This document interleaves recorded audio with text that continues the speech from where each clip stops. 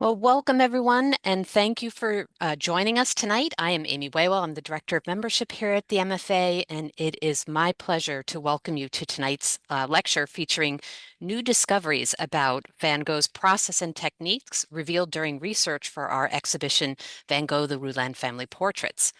As always, we appreciate your ongoing support and your participation in the member lecture series. As a reminder, this program is coming to you virtually from the Museum of Fine Arts in Boston. Founded in 1870, the MFA stands on a site that has long served as a place of meeting and exchange among different Algonquin nations, including the Massachusetts. As a museum, we acknowledge the long histories of the land we occupy today and seek ways to make Indigenous narratives more prominent in our galleries and our programming. Now, before I introduce tonight's speakers, I have a few logistical notes to share with you. A transcript and closed captions are available during this program. And to enable closed captions, simply go to the bottom of the Zoom screen window and click the button Show Captions. During the presentation, please use Zoom's Q&A function to ask questions and share comments. We have time at the end. We will ask some questions of our speakers.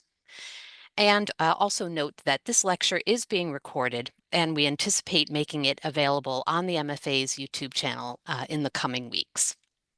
And now I'm pleased to introduce tonight's speakers. First, Richard Newman has been a research scientist at the MFA since 1986 and head of the scientific research department since 1998. His lab primarily focuses on identifying materials in works of art, working with curators and conservators throughout the museum to better understand how works of art were made and how their appearance and condition may have changed over time. His lab is located on the third floor of the MFA's Conservation Center. And Lydia Vagts received her master's in art conservation from the University of Delaware's Winthrop program after spending some time training in Italy. She first came to the museum in 1995 and joined the museum's full-time staff in 2005.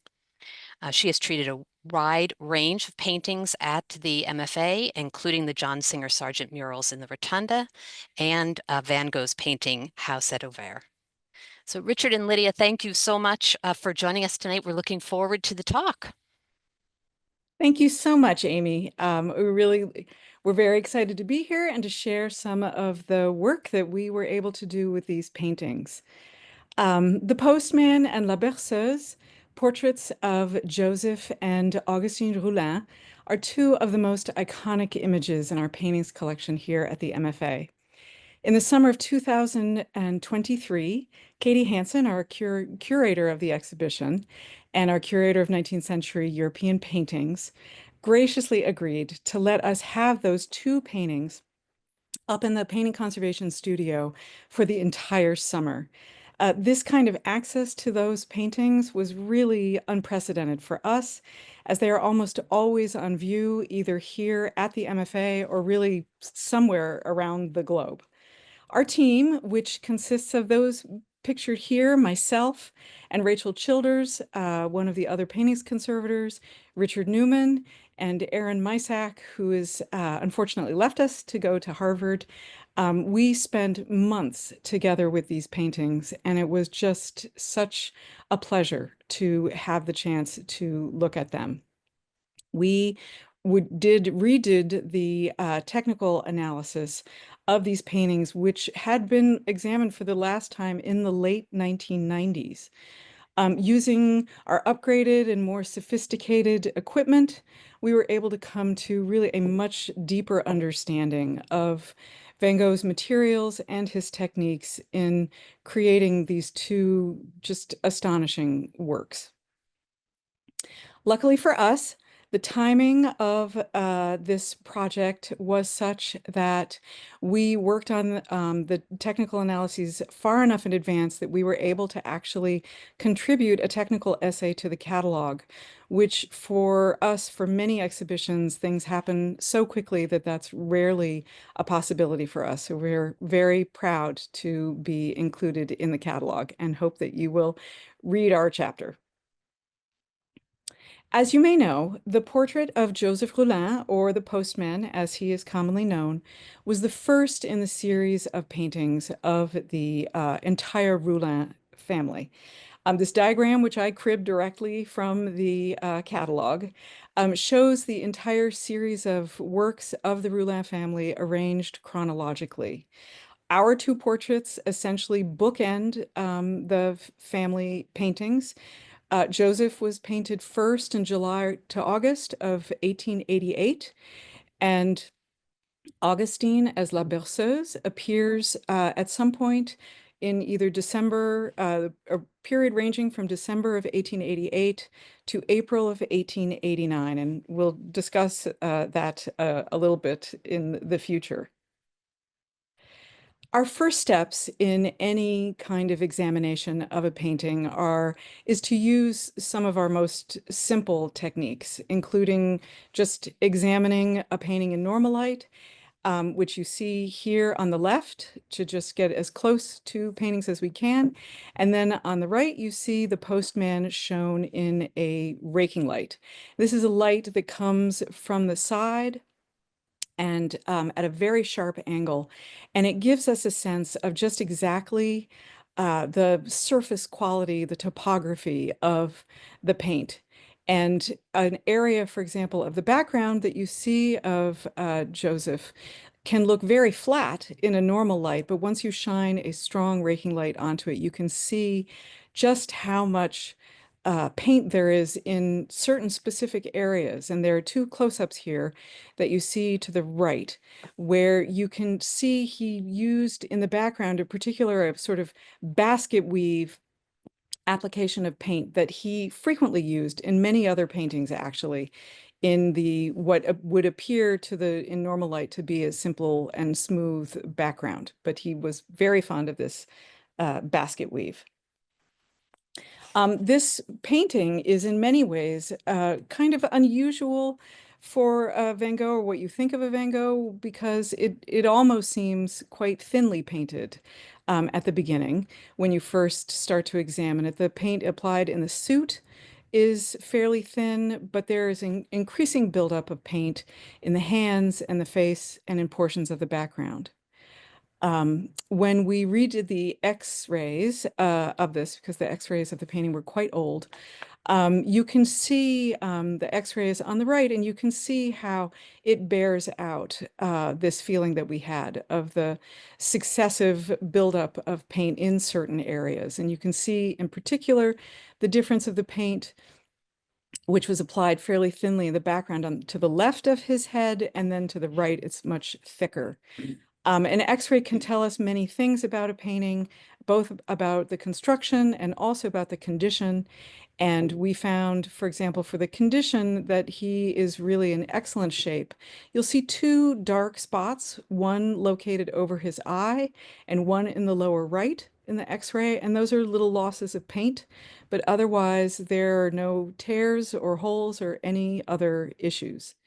The X-ray does also tell us a little bit about Van Gogh trying to position the figure within the picture. And you can see in two areas above his shoulders where there are thicker applications of paint. So clearly he was changing the position of the figure just slightly as he worked out the composition.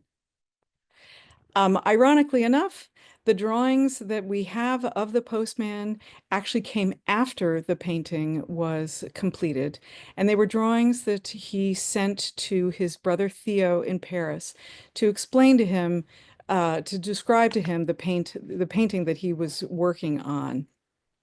Van Gogh did sometimes use charcoal to shape the lay and the composition at the beginning of his working process, but we didn't find charcoal as underdrawing here. All we found were a few charcoal lines that outline the rectangle of the entire composition itself. As he worked through the composition, he did lay in an initial outline with a sort of reddish ochre color. Um, He knew enough of what he was going to be doing about the composition that, for example, in the blue suit, he left some reserves in the areas of where the buttons were going to be.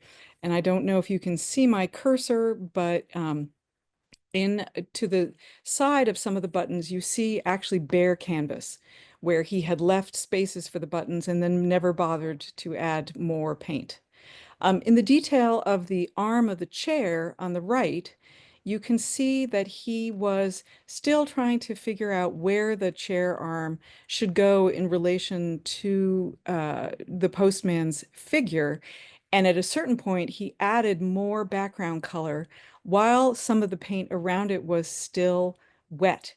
And for whatever reason, he made this broad upward stroke of the lighter colored background paint that then dragged across the chair arm and took some of the color with it.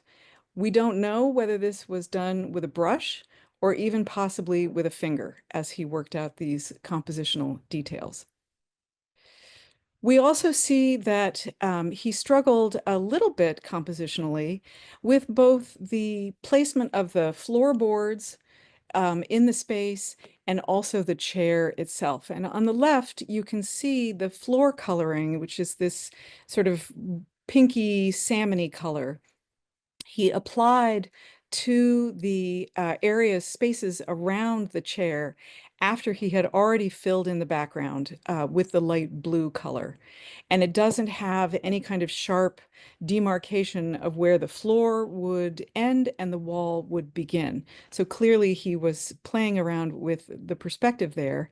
And in the detail on the right, you can see that he had painted the body of Roulin and put in the pants leg before figuring out exactly how the chair was supposed to fit in there. And the brown strokes of the chair seat actually cover up parts of the pants leg, which then he finally reinforced with a darker blue outline so that you get a much sharper sense of where the leg is supposed to be versus the chair.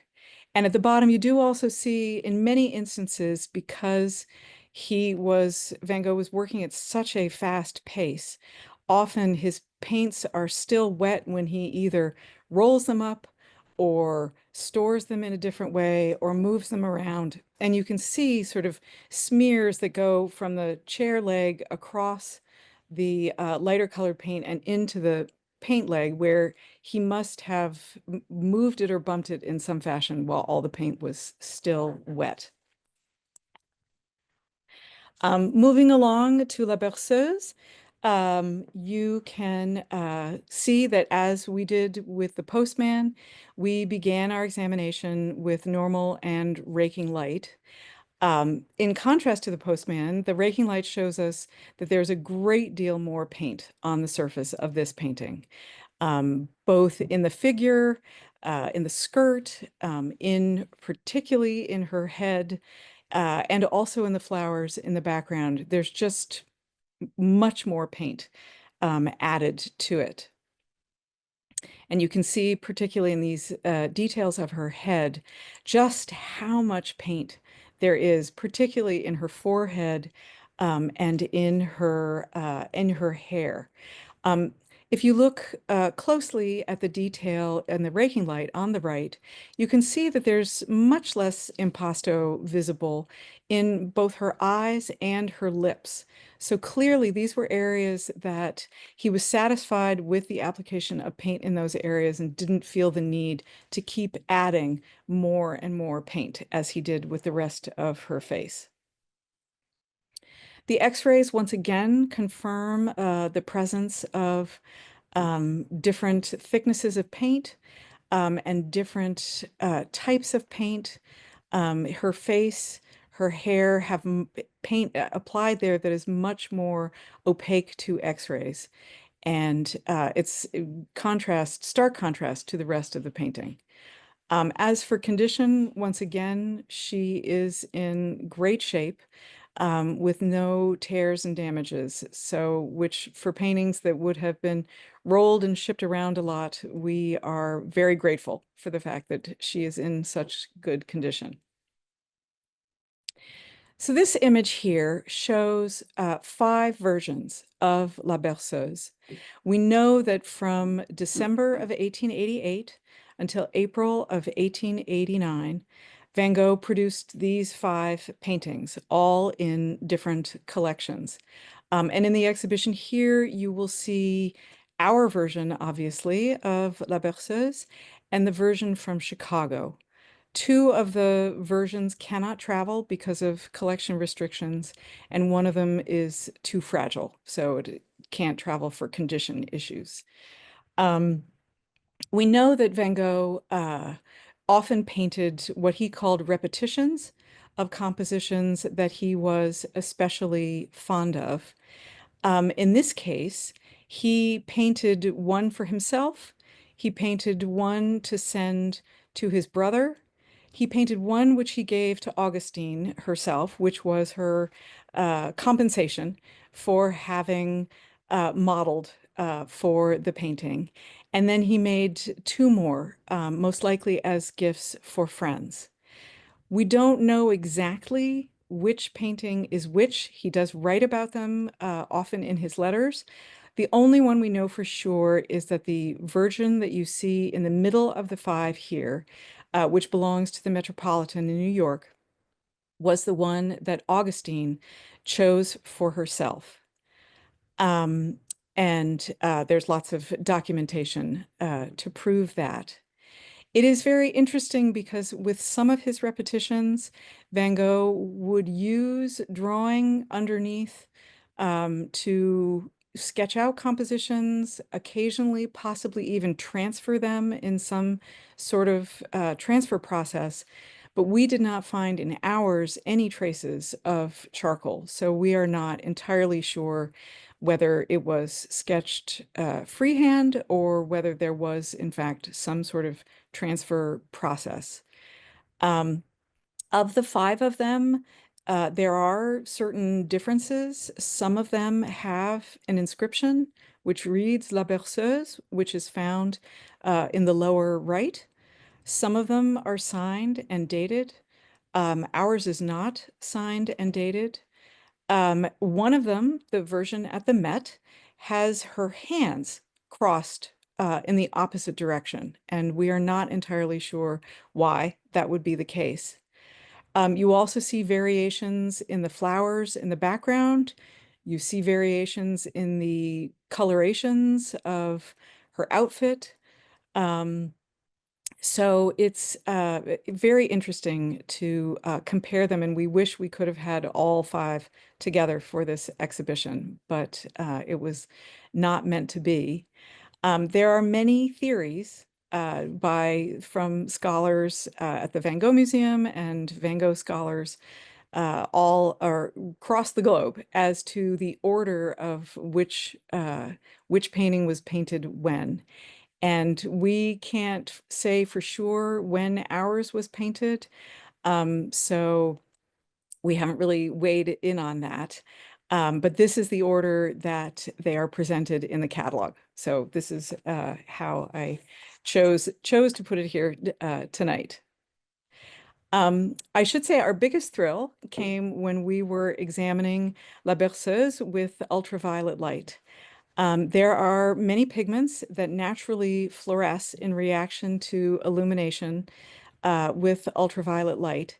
And this is particularly true of certain lake pigments, which are often natural pigments, and then later on you could add synthetic pigments to that category.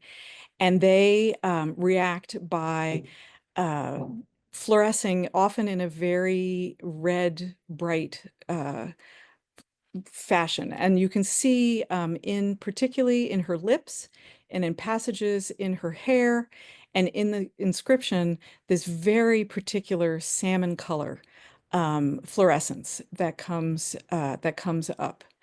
And it is particularly noticeable in the detail on the right of the inscription.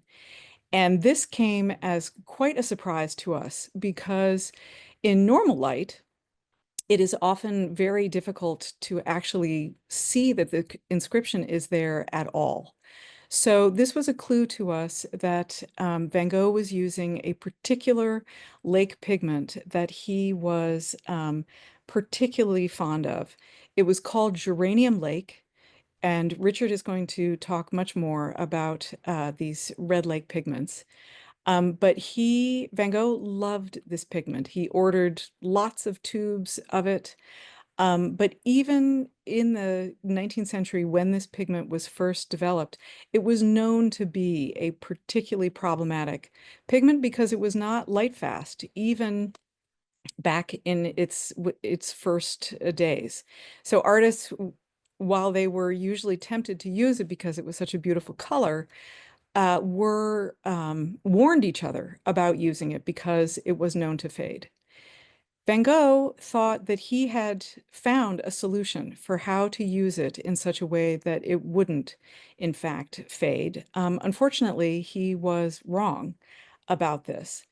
But the UV light sent us sort of down a bit of a rabbit hole investigating the presence of this particular lake pigment. Another tip-off we had that we might be dealing with this lake pigment is a letter from Vincent to his brother from 1889, where he describes La Berceuse and describes particularly the garish pink of the flowers. And in our painting, those flowers are most definitely not garish pink. So we knew we were on the right track in examining these flowers, and in particular in hunting for this pigment. In the detail that you see of the flowers from the background, from the left edge, if you can see my cursor, there is a spot right at the very edge of this very bright pink that would have been covered by the rabbit of the frame. So it would have been protected from exposure to light and to the elements.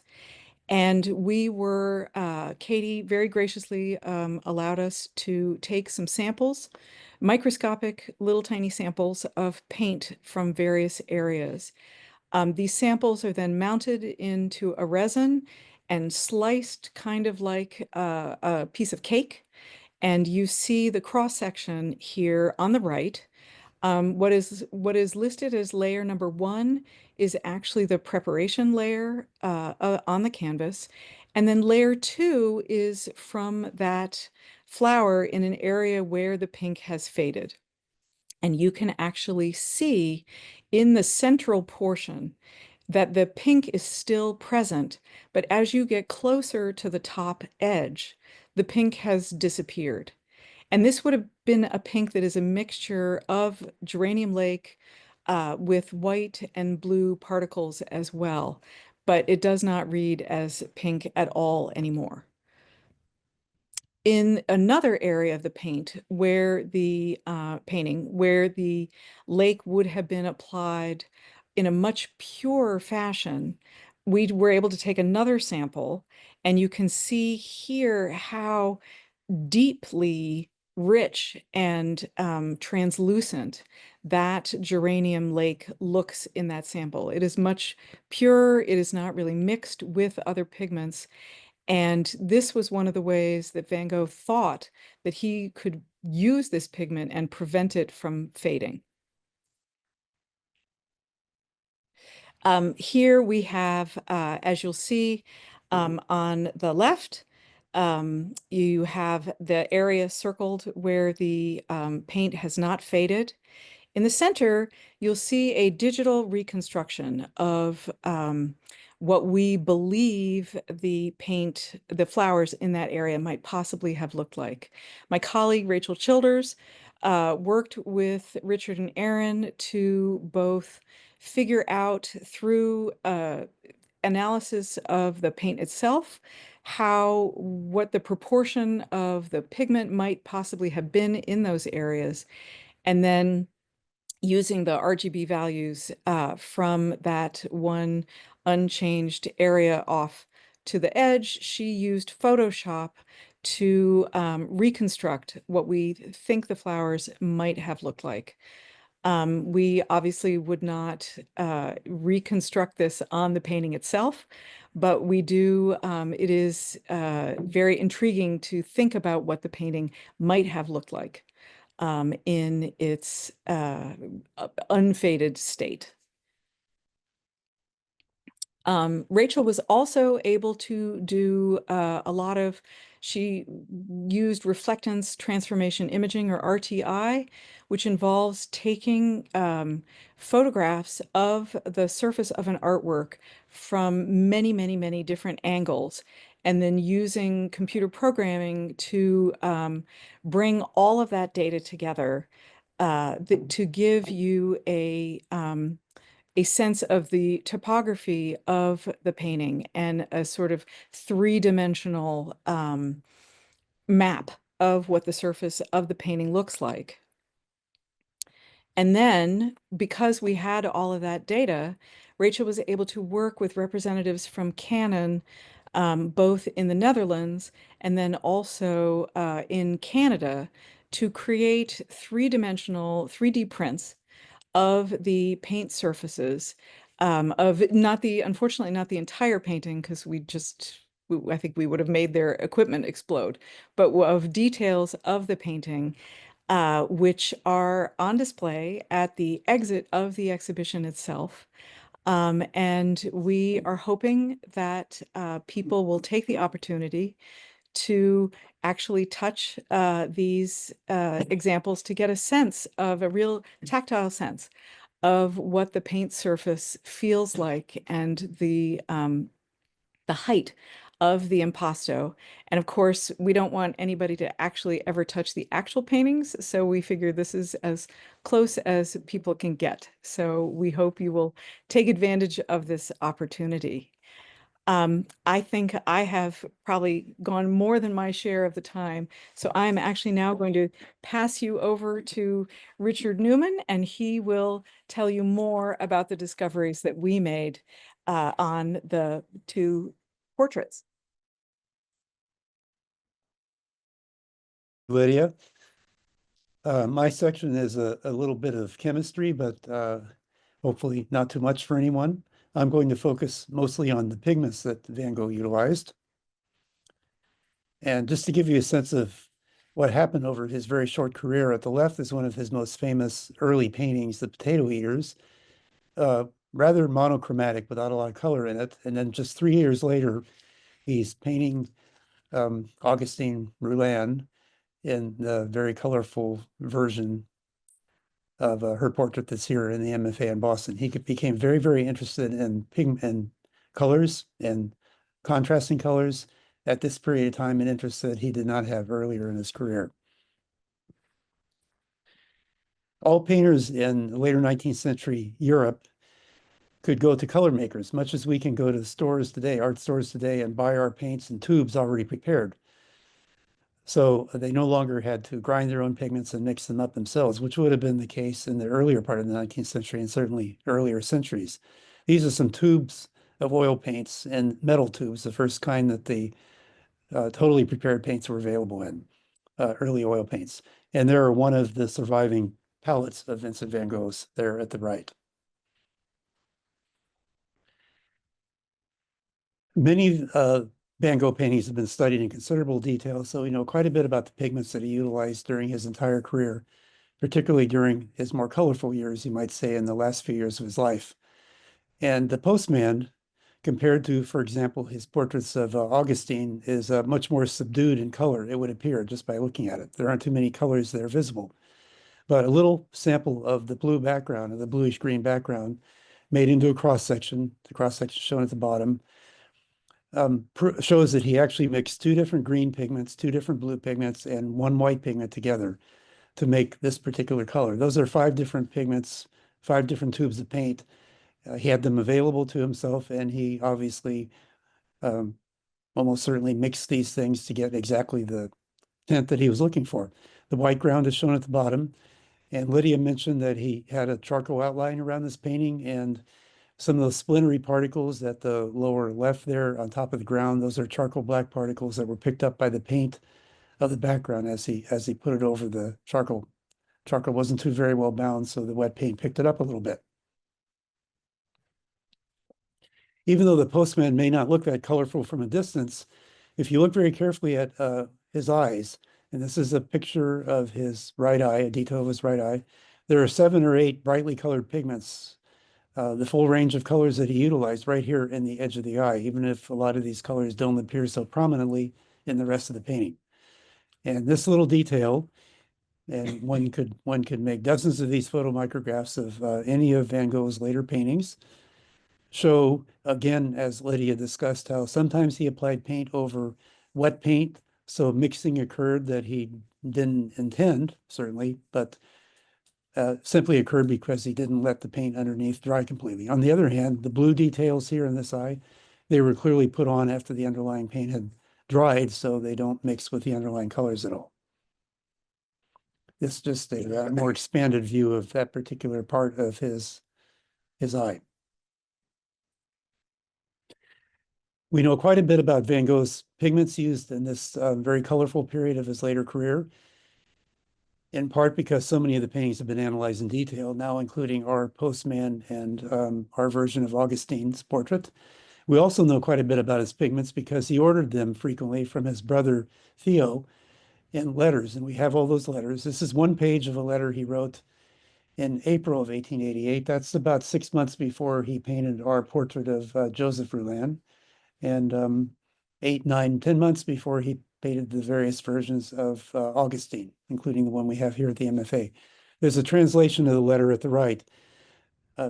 It shows that he ordered tubes, quite a few tubes of 12 or 13 or 14 different colors, and this is pretty much all the colors he used during this period in Arles when he was working on art paintings. And you'll notice that Geranium Lake is mentioned there. That's the readily faded red lake that he was so enamored with, as were other artists. And under Geranium Lake is mentioned something called Ordinary Lake. And we feel that Ordinary Lake is probably what he used in the Postman. In the Postman, Geranium Lake was not utilized. Another red lake was. Come back to that in a moment. I've highlighted in red 3 types of chrome yellows that he utilized. In later 19th century, chrome yellows were very popular pigments for many, many artists in Europe in particular. And they were available in 3 basic tints or tones, slightly different in color, slightly different in chemistry. And in the Postman, as Lydia has already mentioned, he used pure chrome yellow to paint the different buttons of Joseph's postman's uniform. In our portrait of Augustine, her face is very yellow looking and a little bit blotchy or mottled in appearance. And we feel that's because one of the types of chrome yellows he utilized has turned brown. You can see that a little bit in this particular detail photograph here. It's well known now and has been studied by many scientists that some of the types of chrome yellows that were available do tend to brown with age and discolor. And that has happened with this one particular one that Vincent used on the face of Augustine. Here's a chart which shows, let's see, so 8 of the pigments that Van Gogh utilized that were, 7 of them were actual inventions of the 19th century, and one of them, Prussian blue, had been around for about a century and a half before Van Gogh used it. These were all very popular pigments that Vincent used, as well as all his compatriots throughout Europe, which they could easily buy from color makers in those pre-prepared tube paints. I have Vincent's lifetime in the black box up above, and the period when he did our portrait of Augustine and Joseph, our portraits indicated by the blue arrow there. Eosine had only been invented about 10 years before he used it. That's the chemical compound used in Geranium Lake. And below that one are 6 other pigments that were invented in the 19th century. These are all what we call inorganic pigments. They tend to be a little bit more stable chemically, but the chrome yellows are down there. And as I mentioned, the chrome yellows were particularly subject to some alterations through reaction with the environment. 4 of those pigments that he was utilizing are still very popular in artist paints. You can go to your local art store and buy acrylic paints, oil paints, and watercolor paints that contain those 4 pigments, and I show them at the left. These are all very stable pigments and very important ones to many modern artists also. 2 of the pigments, the other pigments, I should say, are no longer available as artist pigments. Eosine, of course, is not available because it faded quite readily, and that's been eliminated from artist pigments now. 2 of the other pigments, very popular for commercial purposes and for artist purposes, were emerald green and the chrome yellows. These are no longer available as artist pigments because they contain toxic and poisonous elements that have been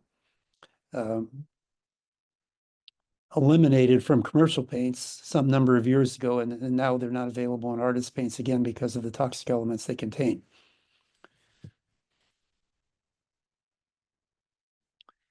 I want to talk for a couple minutes about eosine and how it came into existence, how it was discovered, and some of the related pigments that were discovered at the same time. There's a material called coal tar, which is made by the thermal destruction of coal. And this is said, at least according to Wikipedia, to contain 10,000 different chemical compounds, only about half of which have ever been identified. So this is a very complicated material. It's still widely utilized. For example, here's a person applying some of this coal tar as a sealant on a driveway. That's one of its very popular uses. He's got a giant bucket of the stuff there. And one of my favorites is the middle slide at the top, which is a coal tar vaporizing liquid that would have been sold, I'm guessing, in the later part of the 19th century, early part of the 20th century, as something that's good for your health. You basically put a little bit of this tarry stuff in a little container. It was heated and it gave off vapors, which were supposed to be good for you. And I forget exactly what they were supposed to be good for, but you'll notice that the bottle also says poison on it. So you're not supposed to drink it. So clearly it was known that this is pretty dangerous stuff, but apparently heating it and allowing some of the chemical compounds to get into the air and then you're breathing them was supposed to be helpful. We know better these days, and it's not really used for any such purpose. However, you can still find some amount of coal tar in certain types of shampoos, and it's used in certain other products to good purpose.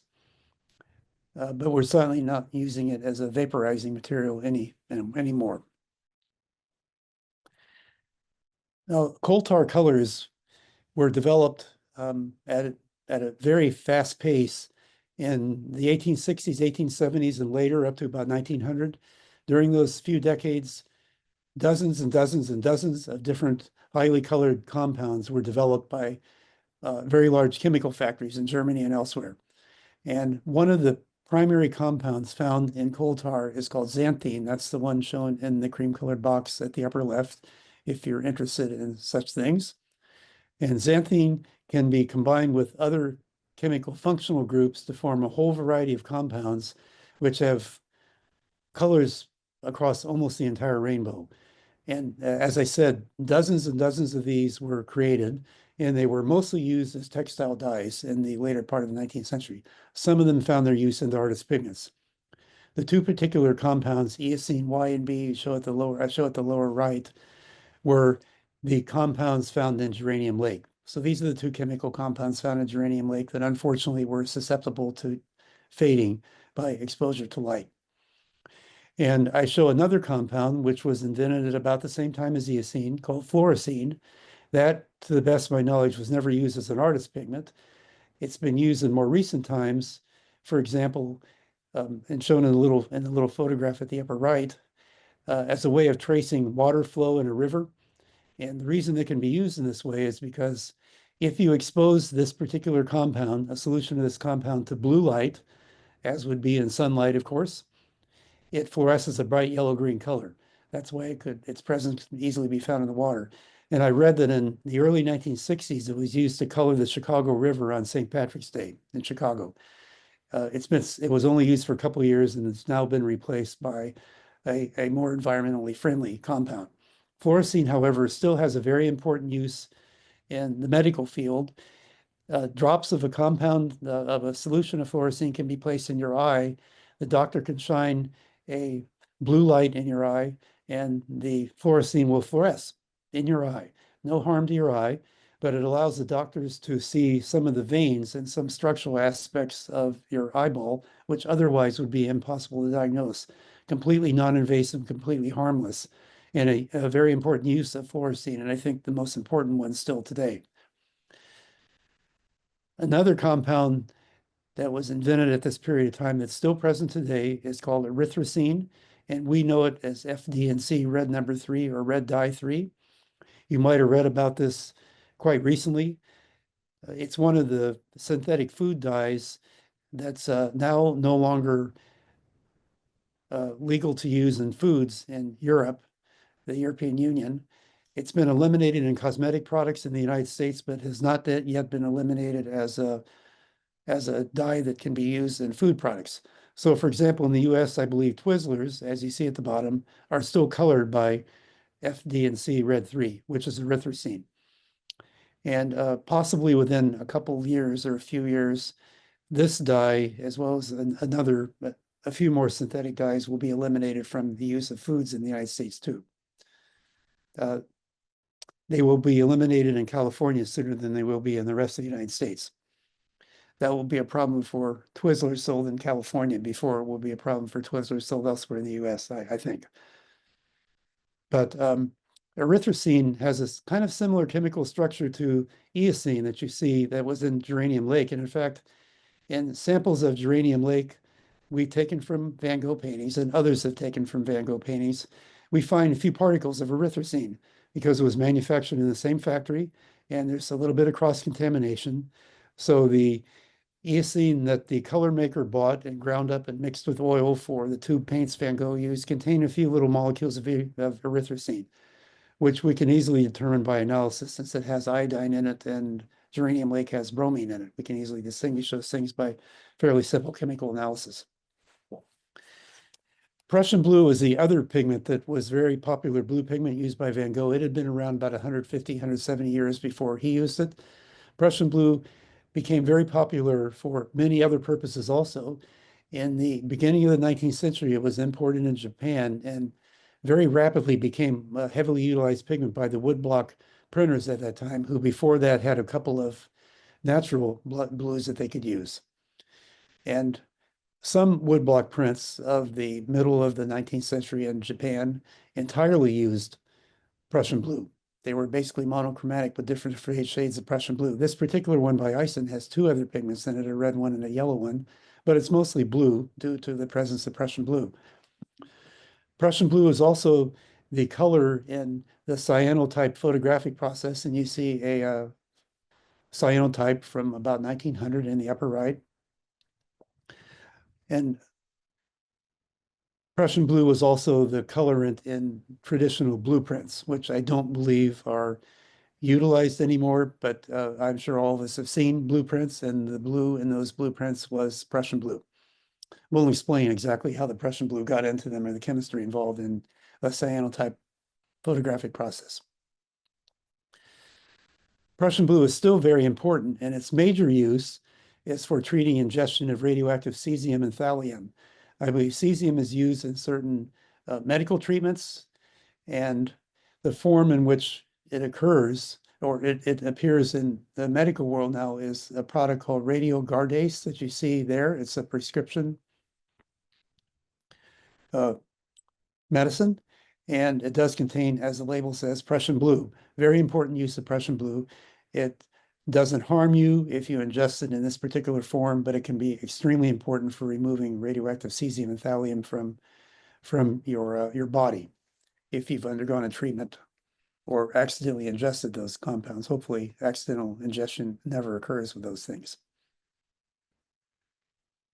Here's a detail of Joseph's head from our portrait here at the MFA. And there's a picture of, or an image of his head under ultraviolet radiation. And Lydia showed you the picture of our portrait of Augustine under UV illumination and how the red lake pigment, the Geranium Lake, fluoresces very strongly. Turns out that the red lake in this painting also fluoresces very strongly, but it's not the same red lake. There's no Geranium Lake present in this particular painting. There's obviously a red lake present that fluoresces strongly, And we tried to determine more about that red lake. We weren't able to positively identify it, but we think we know what it was. At the left is a tiny little sample, and there's a scale bar at the bottom there showing you how tiny it is. It was pressed on a diamond window and then examined under a light microscope that transmitted light through the pressed sample. It shows a number of different colored particles that are identified there, but it shows that there's actually two different kinds of red lake pigments in this particular sample, which came from a red containing area, a fluorescing red containing area in the postman. There's a red lake on an aluminum substrate, and then there's a few particles of a red lake on a tin substrate. The red lake on a tin substrate, those little tiny particles at the bottom of the black outline square, are much brighter red than the more pinkish color of the red lake on aluminum. And at the right are some electron microscopy images that just help us determine some features of those red lake particles. Now, what is that red lake? We think it contains two different natural red lake products. One of them is rose madder, which comes from a variety of related plants, the major one of which is something called Rubia tinctorum. The plant is showed at the lower left. The colorant comes from the roots, or more specifically, the rhizomes of the plant, and those are shown in a person's hand at the upper left. Those rhizomes actually look red, and if you made a cross-section of one of them, you'd show that the interiors of them were very, very pink. All you have to do is soak one of those root portions in water, or better yet, in alcohol and water, and you'll get a beautiful, beautiful deep crimson solution. That dye, those organic compounds in that plant extract can be turned into beautiful red textile dyes, and there are some textiles in the to the right of the roots there that were dyed with rose madder. Some textile artists and others making dyed fabrics still prefer to use the natural dyes, and the madder plant dyes are still some of the most important ones. I partly show this also because just within the last couple months, some beads were discovered, some shell beads were discovered in a cave in Israel near the coast, Mediterranean coast of Israel. These beads date back to 15,000 years ago, and they were tinted, colored with a dye derived from the madder plant, quite possibly Rubia tinctorum, as shown on the lower left.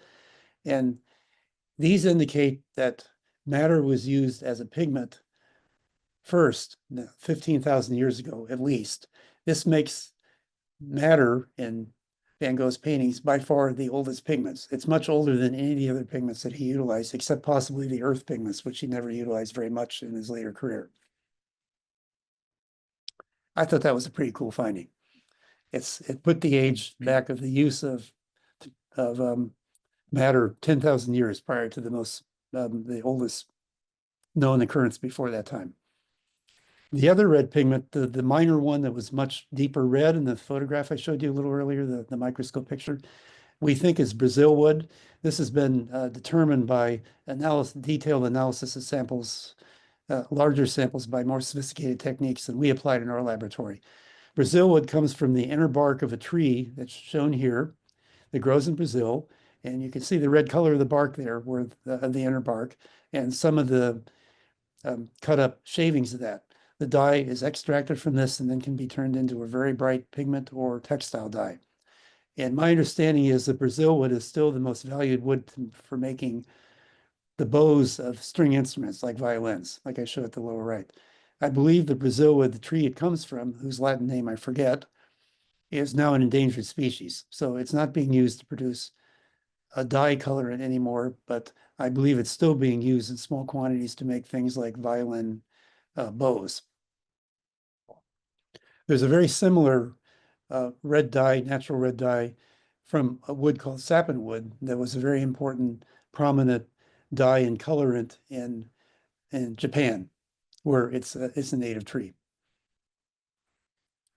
And then my final slide, I show a detail of the postman. This is his blue hat, and it shows a very almost pure brushstroke of red, the madder lake, or the ordinary lake, we think, as mentioned in his order to his brother Theo.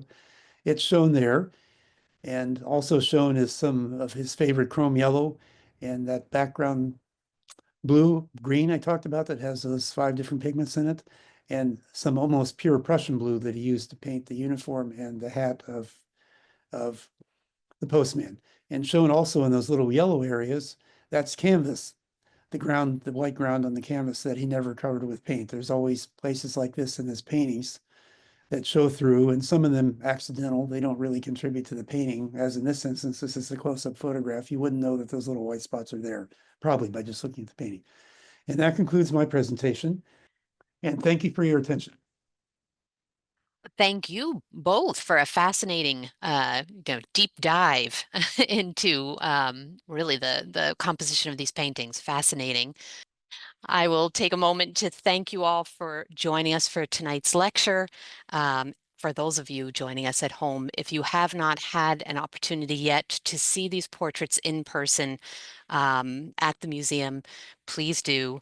Van Gogh, the Roulin Family Portraits, is on view at the MFA through September 7th. And I encourage you all to plan your next visit to the museum to see them up close very soon, now that you have all of this knowledge. And I thank you again for joining us tonight, and we will see you very soon for our next member event.